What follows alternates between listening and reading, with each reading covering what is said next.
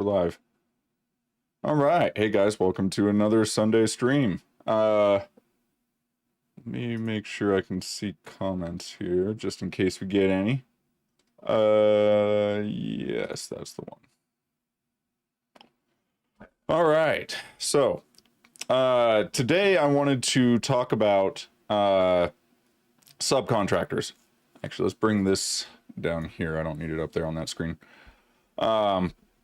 So there's a few different things to cover. I get questions about this a lot from people that are new with building homes and finding subcontractors. It seems like one of the most daunting parts of building a new home yourself, being self GC or starting a business where you're building homes. So, and let me know if there's any issues with the sound quality. I can always adjust that. Trying to think where I want to start with that. The main questions I get usually revolve around how to find subcontractors, right? How do you find framers? How do you find a good concrete crew? How do you find finishers? How do you find painters? How do you find roofers? How do you find all this stuff, right? Yeah. Let me turn that down because I'm getting notifications on my computer here. We'll just turn the volume down.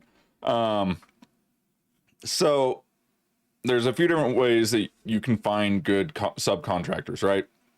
Other than that, a lot of the questions I get revolve kind of around people that don't have experience with this want to know what the best ways to manage subcontractors is. I don't know if I'm really an expert on that. I can give you my what I know, the tips that I've picked up along the way, but that's kind of one of those battles you're always dealing with. Some subs will make it really easy on you, right? Those are the good ones that you hold on to. But most of the time, you're going to spend your time trying to find those good subs, which means you have to go through a lot that just aren't going to be spectacular. It happens. That's part of the business, honestly. And that's why a good GC who has good subs, he's worked with them for years, they know him, that is somebody that's worth their weight in gold. So that is one reason, honestly, if you're looking at just building your own home, that is one reason to go with a general contractor who knows the local subs and local building code and all that stuff, right? Things that most people aren't going to know when they're just trying to go build themselves a house. Now, if you're starting a business in this and you want to get into the business of building homes, spec homes, rentals, whatever, even if you're doing contract work, then you're going to spend probably the first few years figuring all your subs out, finding some good ones. You want to have backups, so just having one good sub is not going to be enough. But yeah, that's going to be kind of expect a few years of that, right? That's going to be the typical amount of time that you're going to spend before you really get a solid crew for the entire process. That doesn't mean that you can't start off with a good crew right in the beginning. But just to have that repeat business, they know that you're doing this over and over again. If you're setting this up as a business, and they've worked with you multiple times now, they know what you like. It just takes years to build that kind of relationship, right? So let's talk about what subs you're going to need and how you can find some good subs. Let's actually start with how to find subs, because I think that's going to be more or less the same for most of the subcontractors that you're going to need in a home build. Trying to think. Yeah, it's pretty much, there's a few places that I like to go to get good subcontractors. Okay. The first one is other builders. If you know some good builders in your area, you're friends with other builders, or you've met some that are kind of mentoring you, whatever, right? Other builders in your area that have a lot of experience with the subs in that area, they're going to be a great point of reference. So if you know any other builders who you trust, go to them, ask them, hey, I'm looking for a good foundation guy, right? Who do you recommend using? Or if you're looking for a framer or drywaller, roofer, whatever, right?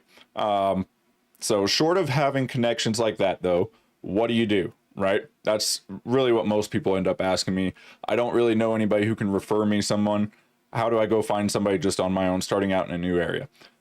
What I would do is I would first check with the local supply stores, okay? Like your local lumber yard, your local plumbing supply, your local electrical supply. They know who the subs are in that area, and they also know who pays their bills, okay? Because a lot of these guys are going to be getting materials from these places on credit, okay? It's usually a 30-day window to pay that off. something like that, right? It differs from store to store, place to place. But typically these subs are going to be getting a lot of their material on credit. They finish the job, get paid for the job, and then they pay off that that balance. Okay. So these places like a lumber yard, if you're looking for a framing crew, go to the lumber yard, just tell them, hey, I'm looking at doing a new home. I'm looking to get some extra bids on framing. Do you know some good framing carpenters around here that I could get bids from? They'll probably know quite a few. You know, if they give you a long list, just say, hey, who's the most reliable at paying their bills, all good communication, you never have problems with, that sort of thing, right? Same with concrete. Talk to your local concrete plant. Say, I'm looking for a contractor to come and do my foundation, right? They're going to be able to tell you. I mean, if I ask my concrete plant right now, they'll tell me who owes them money and who doesn't. And then if I say, well, who would you hire for a job? They'll give me a list of 2 or 3 people, right off the bat. They know who's good and who's not. Let's see, what else?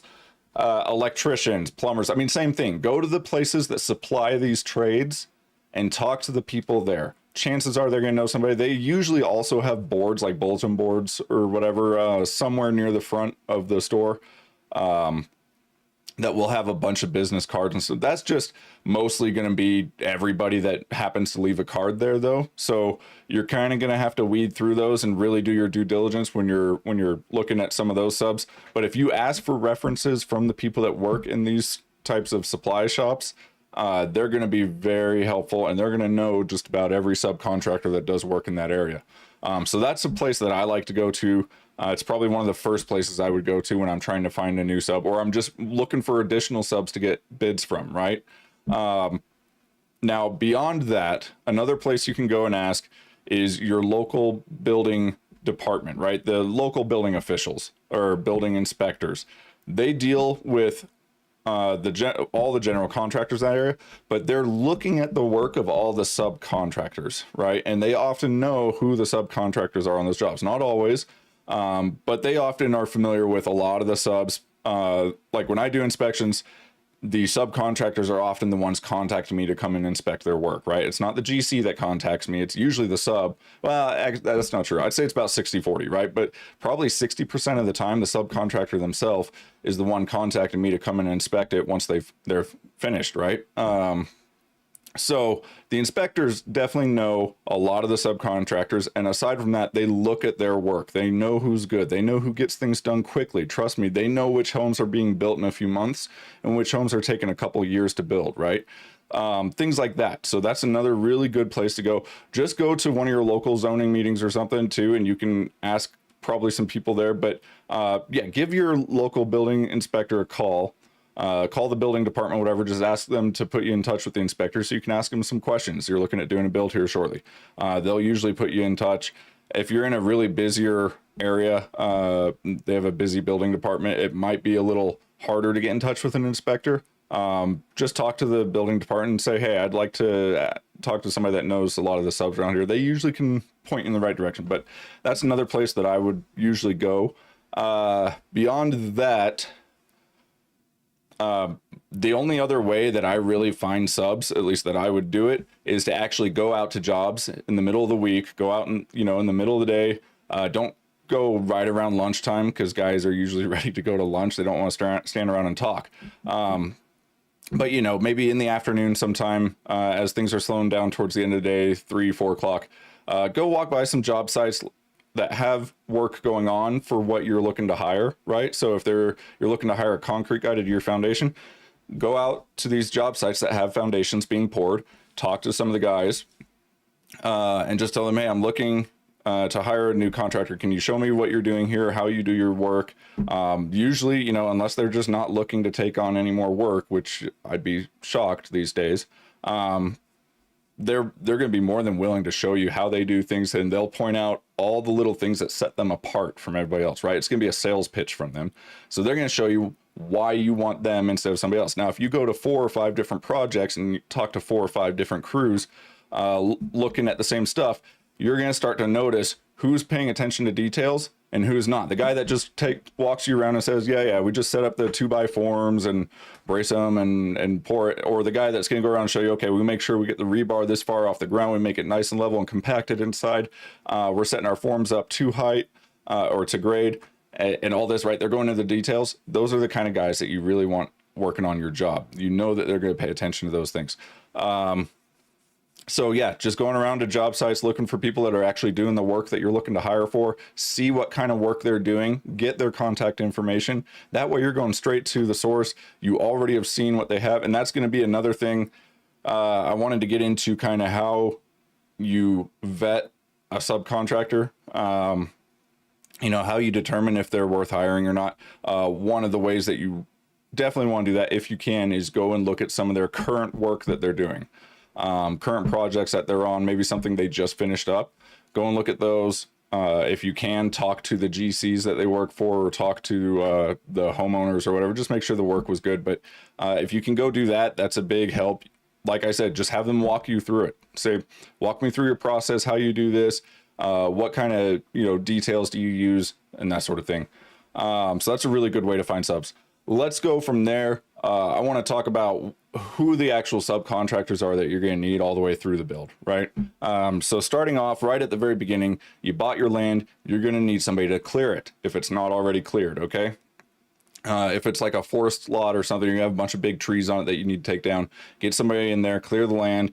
It's usually going to cost you, you know, thousands to do that. So plan on that. Make sure you know what the costs are in your area.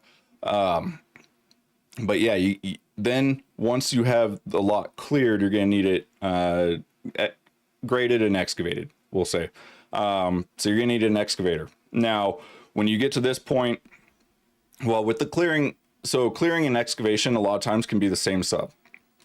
Other times, like if you're clearing a lot of big trees, you're going to want to have somebody who specifically does trees come in and take down those trees first, then have your excavator come in. They can clear out brush and that kind of stuff. But have them come in, they'll do all the grading and digging. Subcontractors for this, you're going to get a wide range when it comes to excavation. Okay. There's some guys who run really big companies and they have brand new equipment. They're very professional.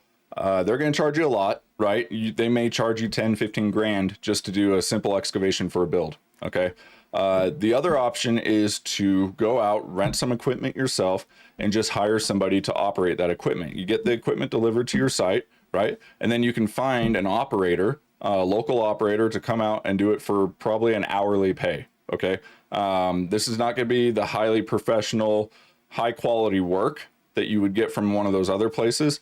But that's why they charge a lot more. If you're trying to do this on a budget, honestly, a local guy who knows how to run an excavator to come out and dig you a crawl space foundation or something is not going to be very hard for most people to do. I'm not very good with the excavator, and I can do that myself easily. So that's just it's going to save you some money. You'll probably only spend, if you're paying them hourly, depending on how complex it is and how much work they actually have to do, you know, but you're going to pay them, I don't know, 40, 50 bucks an hour. Maybe a little more. It depends on your area. It's going to vary a lot, right? But if it sounds fair to you based on bids that you were getting from the bigger, more professional places, just go rent the equipment, find somebody from Facebook Marketplace maybe who knows how to operate, right? Hopefully they can give you some proof that they know what they're doing. But like, I live out in rural areas, okay? We're not going to have it licensing and all that stuff. If somebody knows how to run it, you can tell within the first few minutes of them hopping in the cab if they know what they're doing or not. Okay. It's not a high tech, complex job. You're running an excavator and digging a hole. Okay. So that's another option. It's going to end up being a lot cheaper for you if you go that route. So in that case, you're just looking for an operator instead of a full excavation suite. When you're hiring just an operator, though, you need to know what's going on, right? When you go and hire an excavator or an excavation services company, they're going to know everything that needs to be done. They don't really need it. They just want you to give them the plans, tell them where it's going. You know, hopefully you had your lot surveyed. That's another thing I'll mention.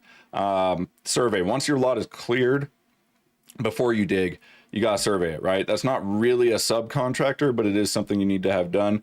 Have it surveyed and staked. Those stakes will show your excavator where he needs to dig. Okay. Let's see. Beyond that, what was I saying? The full service excavation company, they're just going to take those plans and they'll just have everything done that you need done. Okay. It doesn't require a lot of micromanaging or anything like that. When you hire an operator to come in and dig it, You're supplying the equipment, everything. They're kind of going to expect you to be a little more hands-on with it usually. Okay.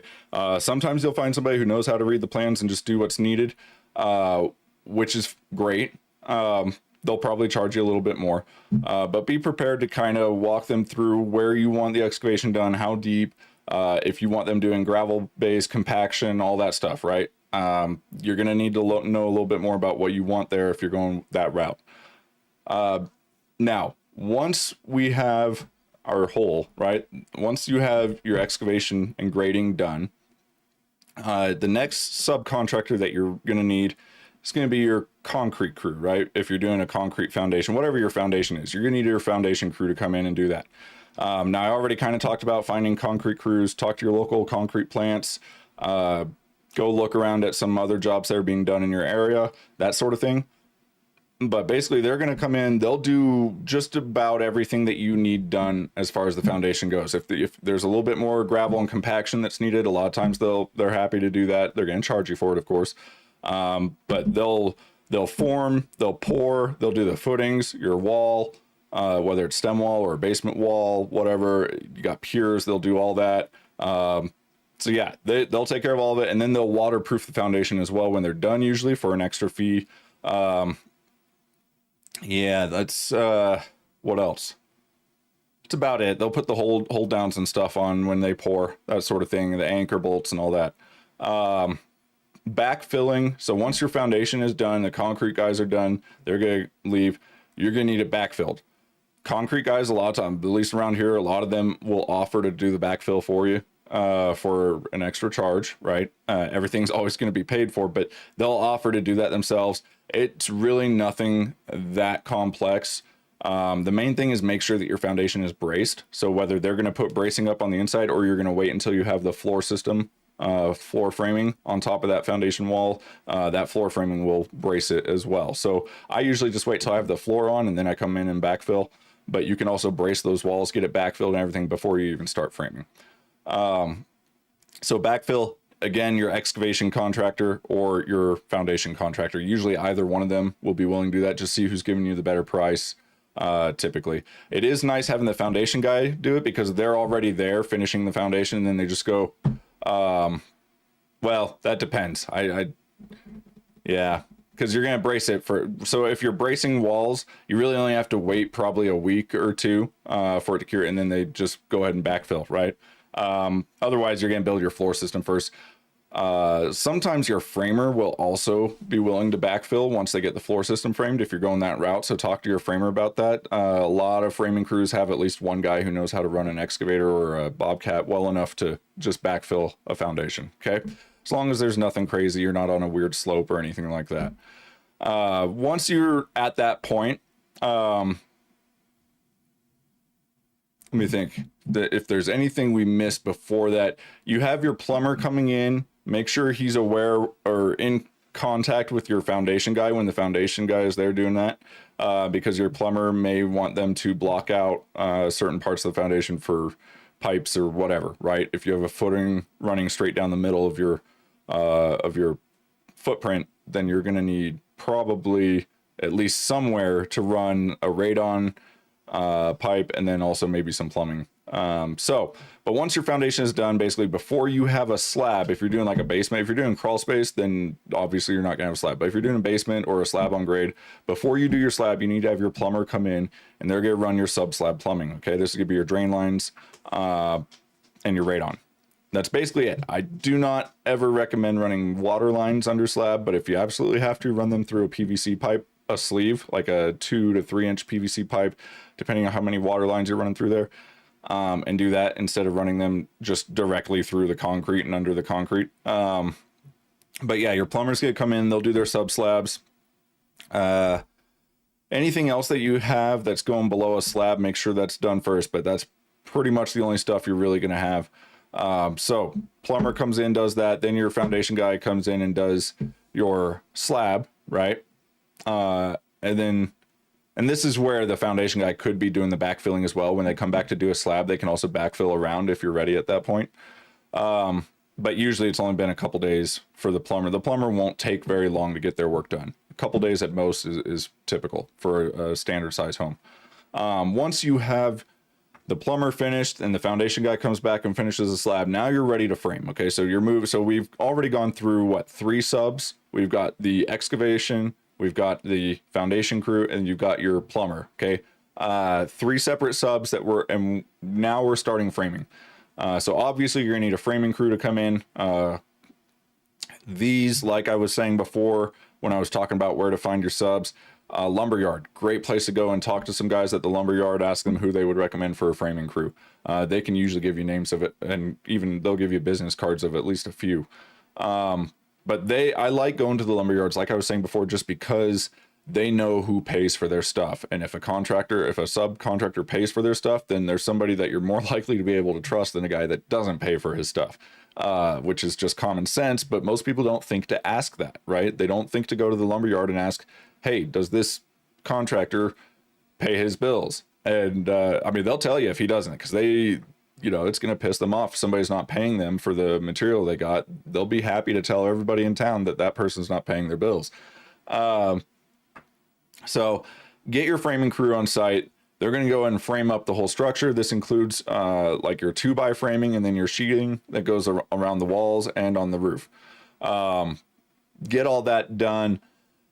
Let me think if there's really anything else. If you have decks and that kind of stuff, your framing crew is also going to do that. Okay, but this is a really big portion of the build is your framing. It typically makes up about, labor and materials. You're going to be easily 25-30% of the total build. So it's a big one, but the nice thing is you don't have a whole bunch of different subcontractors for that. It's just one, framing carpenters. They come in, they get all that done. Once your framing is done, okay, you're going to move on. Now your HVAC mechanicals subcontractor is going to come in, right? So figure out who that's going to be. If you're not doing anything crazy for mechanicals, you could probably find somebody pretty cheap for that, just like a handyman or whatever. If you're just installing some heating baseboard heaters or something like that, Cove Heat and whatever. If you're doing mini splits, there are some really easy to install mini splits these days. So depending on what system you're going with, you could probably find somebody that isn't going to charge you a whole lot to install.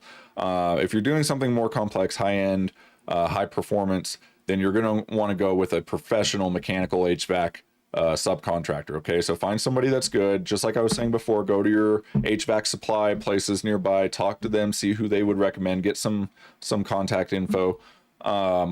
But yeah, it's going to be important that they are familiar with what you're trying to do. Okay, so if you're doing a high performance build that needs to be airtight, has you got return air from outside that's coming in through an ERV, you got maybe heat pump, mini splits, zoned AC, all this different stuff, right? They're going to want to run a full schedule on that place and figure out exactly what you need. It becomes very scientific at that point, so it's not really a DIY type thing, unless you just are familiar with what's needed, right? Keep it as simple as you can. Don't go overboard with it, but yeah, find a good HVAC guy. So that's gonna be your next sub after your framing carpenters. Your HVAC crew is gonna, mechanical crew is gonna come in and do all their work, their ducting and installing whatever they need to do depending on what you're doing, right? After that, have your plumber come back in. So they did their sub slabs earlier. Now the plumber's gonna come back and they're gonna do all your rough plumbing. Okay. This is gonna be all your drain lines going all through the house. They're gonna put all your water lines in going through the house. And they're just gonna stub it out wherever there's a fixture that will go in later. Okay, so this is not when the fixtures and everything's going in. It's just your rough plumbing, drain lines and water lines, basically. Radon as well. Your radon vents can go up through the roof. So once your plumber is done, now you're gonna get your electrician in. Okay, the electrician is probably gonna be, well, yeah, so that's gonna be the end of your rough-ins. Trying to think if I'm forgetting anything for that. But no, it's the basic 3, right? Your MEPs, mechanical, electrical, plumbing, and then your framing. That's all your rough work. So now you got 4 different subs for that. Get your framing done first, then get your mechanical in there, then your plumber, and then your electrician last. Electricians tend to make a huge mess. Most people get annoyed working around them, so it's nice to have them in there working when everybody else is done. And also the electrical line, all your wiring is going to be the smallest thing that go in. And I've said this before, but I'll say it again. You want to go in the order of size of what they're installing, right? So ducting, mechanical ducting is going to be your biggest thing that's in the wall. Then your pipes are going to be the next biggest thing in your walls, and your wiring is going to be the smallest. So that's the order you want to go in: mechanical, plumbing, electrician, if you can. Obviously, you can deviate from that. It's just going to create a little bit more headaches here and there. But yeah, so you got your framing crew, your mechanical guy, your plumber, and your electrician. Now the house is pretty much all roughed and completed, right?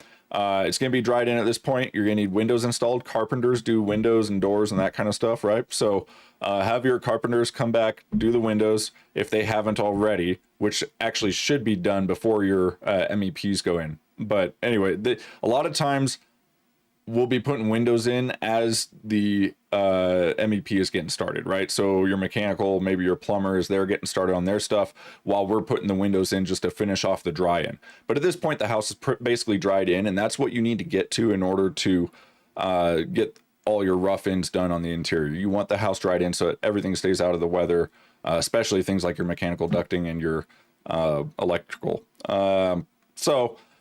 And as far as the drying, I don't think I mentioned that. The framing carpenters will often be the ones to do your drying for you. So they'll put your underlayment on the roof. Well, no, your roofer can come and do that. A lot of times framing carpenters will do that if you ask them to. But it really, it depends, excuse me. It depends what kind of roof you're doing. So if you're doing shingles and you're just going budget, get your roofer out there as soon as that framing is done, right? As soon as that roof is sheathed and ready to go, get your roofer out there to get it covered, and the roof is just done. Have them they'll do the whole thing in one day, basically, if it's a small shingle roof. If it's a bigger one, they'll come out, they'll probably underlayment the whole thing, start shingling one side, come back next day and finish the rest of it, right? If you're doing metal roof, which is what I pretty much have always done, just because the area I live in, metal roofs are far better for the snow that we deal with here. It's nice when you don't have to worry about shoveling your roof off in the winter. It's just really nice not to have to worry about that. But yeah, metal roofs, you're basically just going to put down some ice and water. You don't even have to, technically, code doesn't require it, but I always do anyways. If I'm not covering the entire roof with ice and water just to make that roof bulletproof, I at least do the eaves and valleys like you normally would with a shingle roof, right? So carpenters can do that if you're not doing like a true underlayment for a shingle roof and you're just doing metal. The carpenters will do that, and then they'll also, if you're doing like a cold roof system, they'll do the furring strips or whatever you need, the battens for putting the roofing on top of, so that you have that whole cold roof system. But yeah, carpenters take care of all that. They'll take care of putting your house wrap on. If you're doing house wrap, or if you're doing like a zip system, obviously they're going to be taping all that. So the framing carpenters most often will be the ones responsible for also doing your dry-in, right? Installing the windows, doors, that kind of stuff. So get that done, get your MEPs in, your rough-ins done. At this point, you're moving on to installation. Okay, once you've passed your inspection for all your rough-ins, you're ready to cover that stuff up. Let's get the installation in. So you're gonna need an insulator. Depending on what kind of installation you're doing, is going to determine the subcontractor that you're getting for that. Because if you're doing spray foam, then you're gonna got somebody who's very familiar with doing spray foam. Otherwise, if you're just doing like fiberglass bats or rock wool, that kind of stuff, just about anybody who's willing to can do that. Fiberglass bats are very easy. If they're doing blown in, you're also going to need, just like spray foam, you're going to need to find somebody that has the equipment to do blown in, right? But when you're just doing bats, whether it's rock wool, fiberglass, rock wool has become very popular these days. And I know a lot of carpenters are more than willing to install rock wool, because it's kind of like working with lumber. You just cut it to size and slap it in, attach it with fasteners, and you're good to go. So a lot of carpenters are willing to do work with that, but again, if you're going with like blown in or spray foam, obviously you're going to need a specific subcontractor for that. So go find that subcontractor. A lot of the insulation, the difference in subcontractors with insulation, in my experience, tends to come down to price. Like if they're doing spray foam and they're just filling a cavity, I mean, there are some guys that are terrible at it and they'll just completely overfill or underfill but most of this, I mean, if they have the equipment, they're doing this as a business, they know what they're doing. They're all roughly the same, right? As far as quality you get. So just kind of look for somebody who's giving you a good price. Make sure that they're doing everything that you want and that you're comparing apples to apples. But yeah. What else can I say about installation contractors? I think that's about it. It's going to be a real quick job for them to come in, get it done, and get out. Once the installation is done, get it inspected, obviously. Then you're going to move on to drywall. Okay, so you're going to need a drywall sub. Drywall crews can be expensive depending on where you are. It's another big ask, right? That's a big job, doing drywall for an entire home. There are carpenters that will do it. So like your framing crew, they may also do drywall. You can ask them if you don't already have somebody to do drywall. If I'm not doing drywall myself, I usually like to hire somebody that specifically does drywall. They're just going to be a little bit faster, a little bit more efficient, and a little bit better quality usually, right? But most carpenters and rough carpentry crews, like framing crews, most of them are fully capable of doing drywall as well, at least around here. But yeah, it's nice to have somebody that's all they do. They have it down to a science. They know what they're doing. They get in and out real quick. Let me think, what else is there that I could say about that? Drywall. Make sure you know what you want with the drywall, basically. Whether you want 1/2 inch or 5/8. A lot of guys nowadays are just going full 5/8 for walls and everything. Ceilings, I would recommend always doing 5/8, but for walls, you can definitely go 1/2 inch. Save a little bit of money there. Let me think. But yeah, as far as, talk to your local suppliers again, like the other subs. That's honestly one of the best ways to find subcontractors if you don't have any, right, in that area, or you're trying to find additional subcontractors to get competing bids from. Yeah, I think that about covers it for drywall. So they'll do, your drywall crew will do the hanging, taping, mudding, texturing, right? Sometimes they'll do paint as well. You can ask them, it depends. I know down in the South, that's very common for drywall guys to also do paint. So, if you don't have a guy to do paint, they could probably do that as well. You get it all done with one crew and you're good to go. Otherwise, you can find your own painter and have them come in a little bit later. They don't need to come in right away. But yeah, it's drywall. Then you're going to want to get your walls painted. At least get a base coat on, some primer or something, right? Get it ready, because you're not really going to want to do your final coat until a little later. Once you have your trim and everything on is usually when I do my final coat. But yeah, so depends on if your drywall guy's doing the painting or not. They may want to do it right away to fit it in their schedule. Just know that when if you're installing tile flooring or something, right? You want to be careful. Maybe tape some sheets up on the walls or something while they're doing the flooring, just to protect them a little bit. Otherwise, you'll probably have to come in and do another coat of paint towards the end, or at least some touch-ups. It's typically how it goes. So if you can, hold off on the painter. But yeah, at this point, now we're to the finish work. So you're gonna have your finish carpenter in there. They're gonna be doing all the trim throughout the home, any finish carpentry that you need.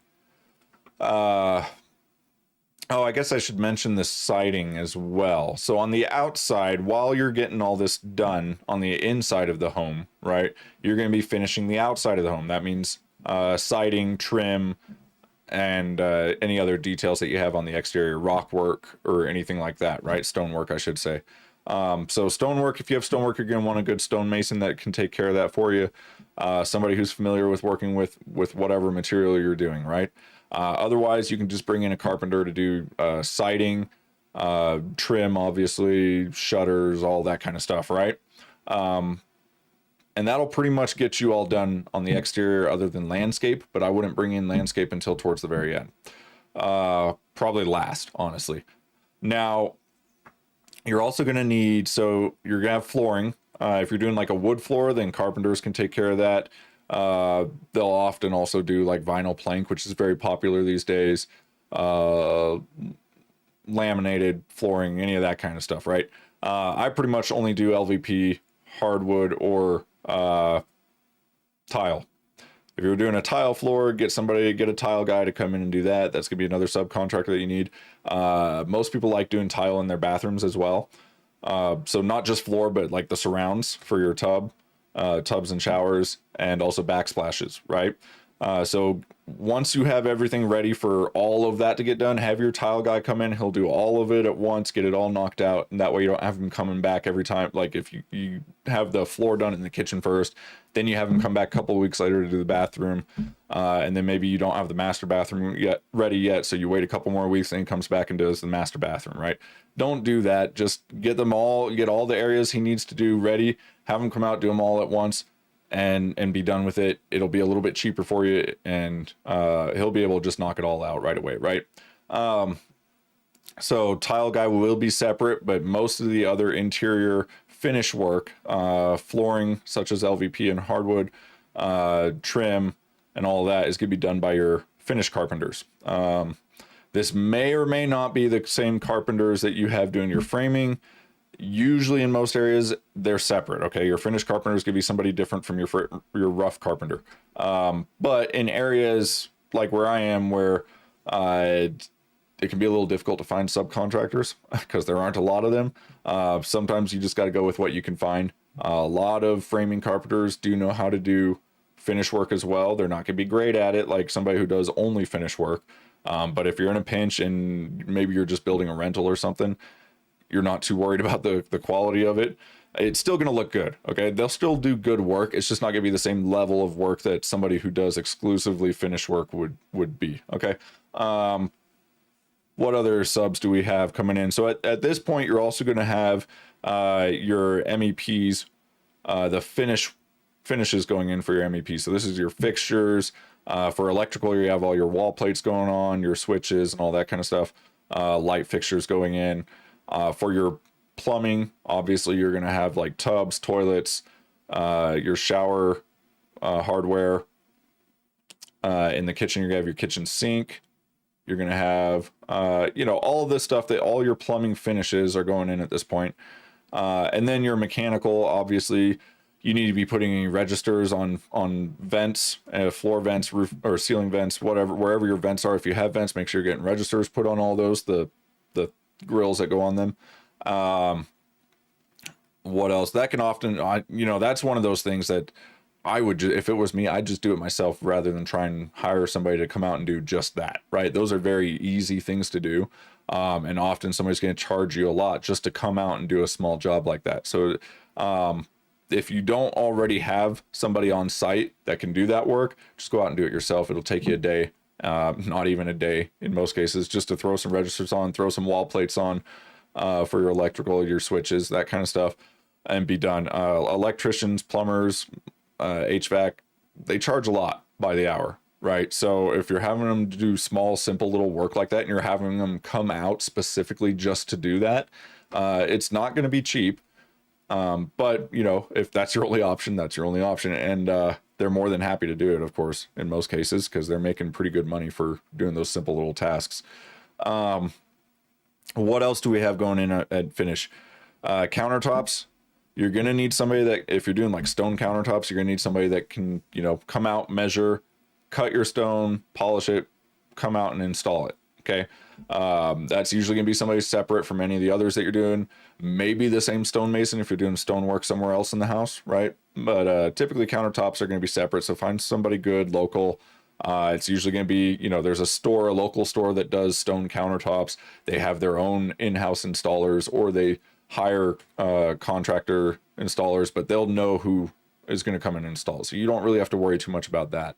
But that will get you your countertops for kitchen, and then maybe the vanities as well in the bathrooms. We talked about paint. Get your painter in, paint everything. Once the trim and everything is in, make sure everything gets its final coat of paint. If you're doing this after floors are in, they'll cover up the floors. Just let your painter know, hey, make sure you cover the floors, and they'll do that. If you don't have your floors in yet, then they really don't have to worry about it, and they'll probably like that even more. What else?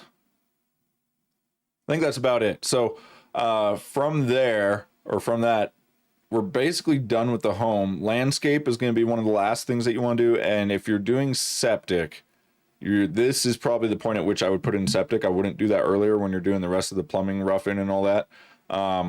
Otherwise, if you're connecting to like local sewer and water lines and all that, you can do that earlier. Once the plumber is done with all of the rough plumbing, and it does kind of, well, yeah, you'll have a shut off anyways. Once they're done with all the rough plumbing, they can usually go ahead and connect the water and the sewer lines, right? Get the plumbing working in the house. It's all going to be stubbed out throughout the house because you don't have your fixtures in yet when you're at that stage. But they'll have a shut off. You just shut off the water when you're installing the fixtures and then turn it back on again, right? Trying to think if there's anything else we want to cover. Yeah, I guess that's about it. So septic, dig your septic at the end. That's usually going to be somebody separate. So, a lot of times plumbers are familiar with doing septics, but a lot of times you're going to want somebody to come and do septic install who specifically does that. That's usually pretty easy to find those. Talk to, just Google local septic places, septic installation, and you can find a number of people for that. It's a pretty simple process. As the main thing to be concerned with a septic is your depth. Make sure your depth is per code, however deep you need to be for your drain field and all that, right? And then the other thing is going to be level or grade, or however you want to put it. The slope that you have for your drain line coming out of the house into the septic, and then from the septic to the drain field. It all needs to be sloped downwards to the end of the system, right? So as long as you're proper depth and you're making sure you're sloped properly, that's about it. Oh, a lot of times excavation guys will do septic installs as well. So talk to your excavator if you have a specific excavator and you didn't just go hire somebody to operate the equipment for you. Ask them about doing the septic. A lot of times they do septic as well. Landscaping, find your landscape guys, come in, get the finished landscape done. If you're doing like a driveway, a concrete driveway or an asphalt driveway, have them come in and do that at this point. You want to save these things till the very end so that none of this stuff gets damaged while the rest of the home is still being finished. But once everything's basically finished, they come in, do the landscaping and any exterior concrete work so that it's nice, new, fresh. And that's really your final touches. At this point, you're basically ready for your final inspection. They come in, they inspect, and you're done with the build. So those are really all the subcontractors that you're going to have. Let's run through that one more time. So you're going to have your clearing and excavation. We'll just lump that all together. So your excavator, right? You're going to have your foundation crew, concrete crew. If you're doing a concrete foundation, most foundations have at least some concrete in them somewhere. So if you're doing a block foundation, then obviously a mason for that. Somebody who's familiar with it, but you're going to need your foundation crew. You're going to need your plumber, right? Sub-slab plumbing. You're going to need your framer. You're going to need your rough-ins. So that's going to be your MEPs, mechanical, electrical, plumbing. Each one of those could be a separate subcontractor. You're also going to need your roofer, right? They're going to come do your roof for you. You're going to need finish carpenters. You're going to need your insulator. You're going to need your drywall crew. And you're going to need, I feel like there was one more. Drywall. And then there's a few extra little ones, like if you're doing stone countertops, you're going to need a separate guy for that in most cases. Tile work, I think that's the one that I was missing. If you're probably going to need a tile guy. Most people have tiles somewhere in their home nowadays. So you'll probably need a tile guy. And insulation, drywall, tile. I already said finished carpenter for all your finished carpentry. Then I guess it's just landscape, right? A landscape guy.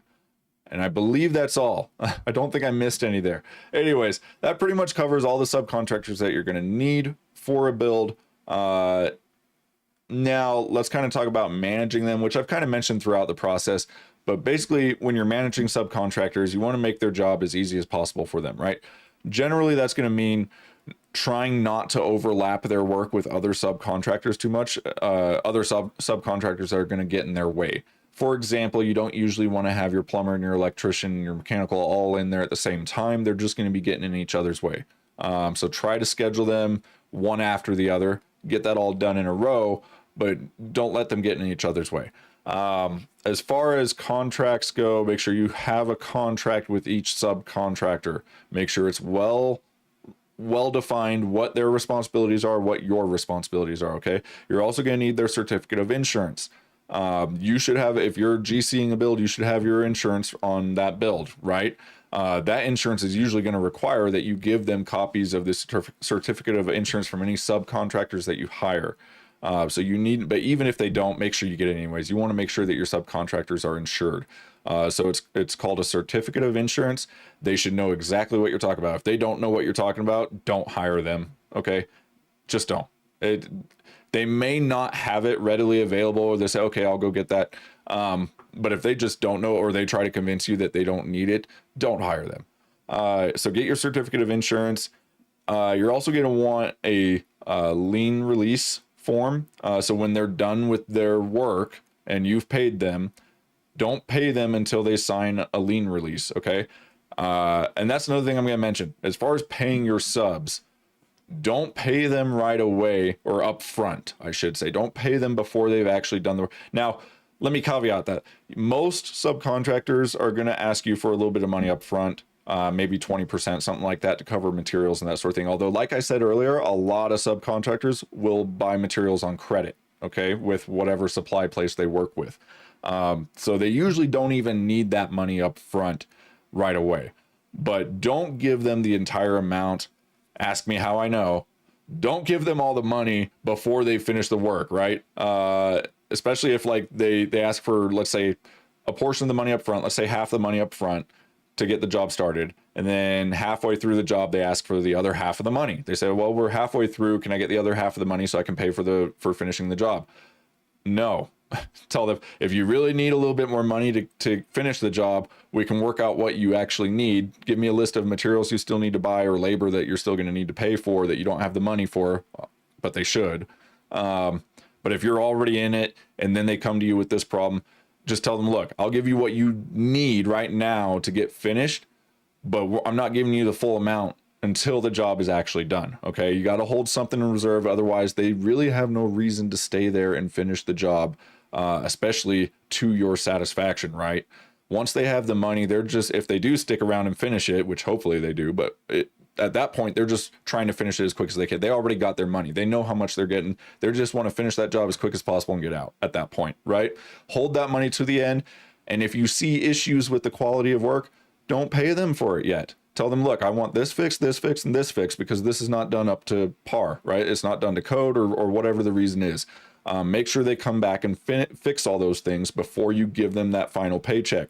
But like I said, that final paycheck should be a good sizable amount of it too, right? If it's $1,000 out of a $20,000 job, they're not going to be too worried about $1,000. But if they need to come back and finish that job in order to get half of that money, $10,000, they're going to do it, right?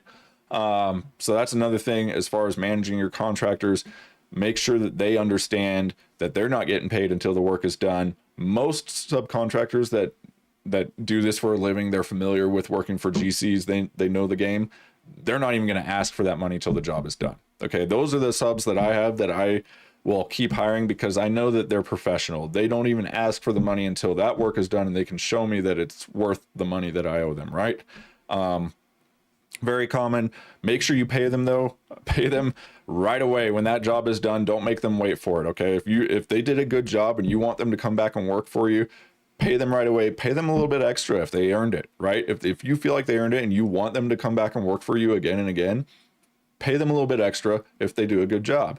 What else can I say about payment with subcontractors? If you're working with financing, they're going to understand that you need to get draws from the bank in order to pay them, right? And so that's really why, I guess in the end, that's why professional subcontractors, they know they don't get paid till the end anyways, because a bank is not going to give a draw until they've inspected the work and seen that it's actually completed, and they can't get paid until the bank gives you the draw. So if you're doing financing, that's typically how it's going to work anyways. Let me think. I think that's about it. Don't always go for the cheapest contractor. Like most things in life, unless you're just getting scammed, you get what you pay for. If you're going with the cheapest sub, you're going to get the cheapest quality in most cases, right? Well, actually, if you're going with the cheapest sub, I can almost guarantee you're always going to get the cheapest quality. If you're going with the most expensive sub, you'll probably most of the time, hopefully, get the highest quality of work. Okay, that's why they charge so much, because they can actually get that much, because people will hire them knowing that they do work that is worth that much money. Of course, that's going to be the people building at the higher end of the market, right? Luxury homes and that sort of thing. But if they're asking for a lot, they're probably worth it if that's the level of quality that you're going for. Okay, decide on what level of quality you're going for, and then go for the bid that would make sense at that level of quality. You should understand how much roughly it's going to cost for whatever it is that you're trying to build, right? The level of finishes, like if you're doing all level 5 finish on your drywall, so no texture, perfectly flat walls, that's going to be expensive. That is a very high skill and high labor way of finishing drywall. It takes a lot of time.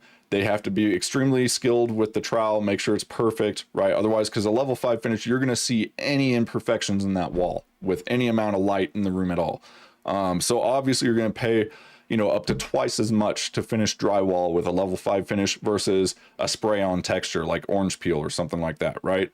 That's why builder grade homes, you almost always see orange peel or some kind of like a skip trowel or something is also very quick and easy to do for most drywall guys. I like doing the skip trowel. Orange peel is good too, though. It's just a standard look. It's very fast to do.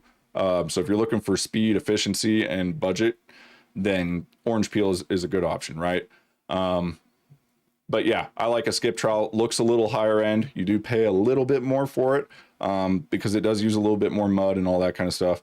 But I guess it depends on what type of skip trowel you're doing. But anyways, lots of different drywall textures. It's just one example of where the level that you're paying for or the level that you want, the level of finish, the level of quality is pretty much going to be what you're paying for, right? And so the more you pay, the more you'll get.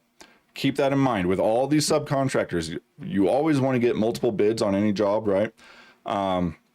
And you don't necessarily just want to go with the cheapest bid. As long as they're all relatively close to each other, the middle or even towards the higher end of those bids might be the subcontractor you want to go to because they'll create less headaches for you in the end. If you go with somebody cheap, they may end up messing something up and you have to go in and redo it later on anyways. Maybe with a different subcontractor, or at the very least, you're gonna have to get them to come back out and do it, which can also be a headache, trying to get anybody to come back out and fix stuff on a job. So yeah, I would highly recommend just pay for the quality up front and you don't have the headaches later.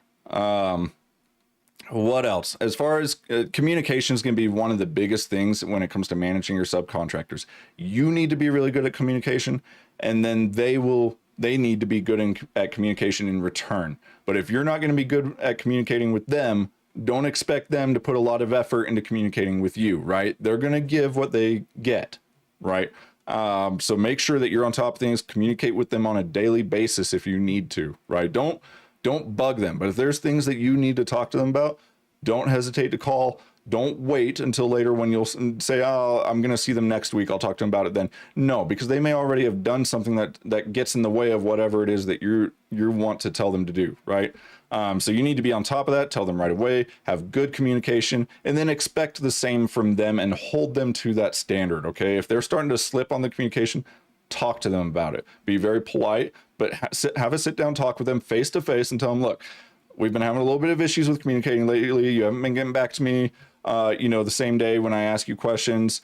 Maybe they're taking a few days to get back to you and that sort of thing. Just tell them, I always get in or respond to your questions and things right away. I expect the same from you. Moving forward, let's try and keep the responses to the same day or something like that, right? Communication is going to be key, though, and that's really one of the main ways that I go about choosing subcontractors is who is good at communicating, who responds to my, voicemails or text messages or whatever the quickest, and who, are they clear in their communication? Are they confusing, or are they very clear about what they're trying to communicate to you? Because that's also important. If you don't understand what your subcontractors are telling you, you may miss something that is really important and going to cause you a headache later on. So you want to make sure that the communication is clear, that it's concise, and that it's efficient communication right away, and that they're not wasting a bunch of time with small talk. Let's get to the point and get it done. But yeah, communication is huge. The only other things, let me think, for managing your subcontractors, Honestly, I think that's about it. We pretty much covered all the main areas of managing your subcontractor as far as hiring, where to find them. We talked about that at the beginning of the stream. But we talked about needing your contract, certificate of insurance. We talked about payment, how you should handle that. We talked about communication. All of these things are going to be really important in the management of your subcontractors. Basically, the only other thing I'll say then is just when you find a good one, don't let them go. Hold on to them. Keep giving them as much work as you can. Refer them to other work. A lot of people, I don't know if it's a lot of people, but some people have this idea that in the industry that maybe it's like other industries where people don't want to share good workers with other businesses, right? Like, why would you, if you have somebody that does really good work for you, why would you share them with one of your competitors, right? And then there may be some truth to that to some level, but a lot of custom home builders, they know that their subcontractors are doing jobs all over the town, right? They know that they're doing work for half the builders around. It's not like you're the only guy that knows about this drywaller or this foundation guy or whatever, right? He's already doing work for everybody anyways.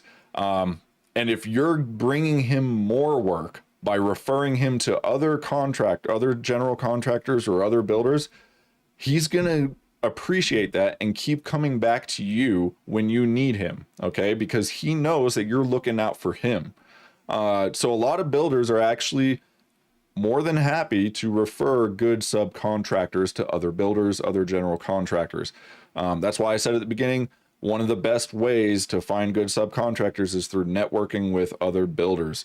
Ask them who they use, right? It sounds so simple, but a lot of people are just afraid to even ask because they think, well, why would he tell me who his good framing carpenter is, right? He's using him himself. Well, yeah, but not all year long. I mean, maybe, but most guys that build houses, they're doing maybe 2 or 3 or 4 a year, right? They're not going to keep one framing crew busy from the start of the year to the end of the year. They're not going to keep one concrete crew busy the entire year. These guys need work. Everybody's out there looking for it. So yeah, I just wanted to say that.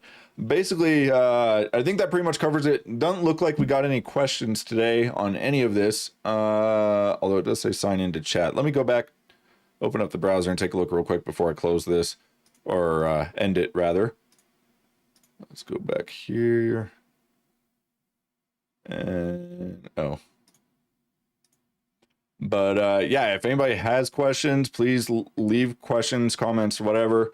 If you have tips, leave any of that in the comments of this video. These live streams do stay on my channel as videos, so you can go back and watch them anytime. But yeah, leave comments and questions in the comments section. I do check those. And yeah, hopefully, I think that's all we really need. Yeah, it looks like nothing in the chat. So I'm gonna go ahead and end the stream here. Hopefully you guys learned something today. Hopefully this helps you a little bit. I'm not sure what we're gonna be discussing next week. So do let me know in the comments as well if you have any topics that you really would like to see covered. Otherwise, I'm gonna have to figure out what I want to talk about next time. But it'll be something. I'm thinking of doing a new series as well, a series of videos where we look at building different projects. Like I'll actually find a set of plans. We can walk through the build process with those specific plans, things I would look at. I could even maybe model it a little bit in SketchUp as we walk through it, that sort of thing. Like I was considering doing like an affordable build plan, right? How cheap could we really build a house for? Because this is something I wonder as a builder all the time. Every couple of years I come back to, what are our costs? Are we spending too much? Do we need, and because the affordable housing market right now, as everybody knows, is in crisis. Builders aren't building affordable homes anymore. And there is a reason for that, because they don't make as much money on them. It's almost just as easy to sell a $600,000 home as it is to sell a $250,000 home. But you're going to make twice the profit on a $600,000 home as you do on a $250,000 home for essentially the same amount of work. Right? You as the GC managing that build is essentially the same amount of work, whether you're doing the little 1,000 square foot home or a 3,000 square foot home. So builders are always going to kind of defer to wherever the most profit is for them, right? Where can they get the most money for their effort? And that's not in the starter homes, not in the affordable homes.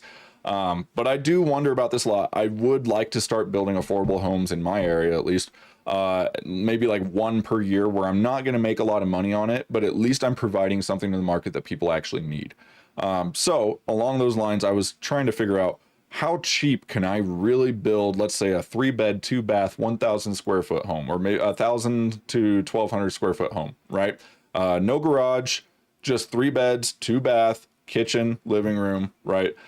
How cheap could I really build one of those for? If we do it, let's say like around here, it would have to be on a crawl space. But you could also do slab on grade in a lot of parts of the country. If we did a simple foundation like that, and then just framed this very simple little box of a house, and that's all at 4 walls, nothing fancy, nothing complex in the design, the shape, or any of that. You got a simple gable roof on top, so you're just doing trusses all the way down, full span, nothing load bearing on the interior. I was looking at a couple plans. I think it's really interesting, and I would like to walk through the whole process of building a little affordable home like that, talking about costs and everything. I was even considering doing like a Home Depot build. Not that anybody would actually build from Home Depot, but just base as much of the stuff as I could on pricing from Home Depot. You could look at all your finishes, your tile, your flooring, all this stuff. You can look at drywall pricing, lumber pricing, although I highly recommend you don't get lumber from the big box stores like Lowe's and Home Depot, but it is something you could technically do. I actually have never even looked. I'm assuming they have framing lumber, like framing grade. I think it may all be number 2. When I buy framing lumber, it's usually not number 2, right? It's usually like number 1 or better. And it's because your framing lumber it's the substrate that all your finished material goes on. You want it to be relatively straight and strong. But anyways, you could go with, I think they just have number 2, standard framing lumber.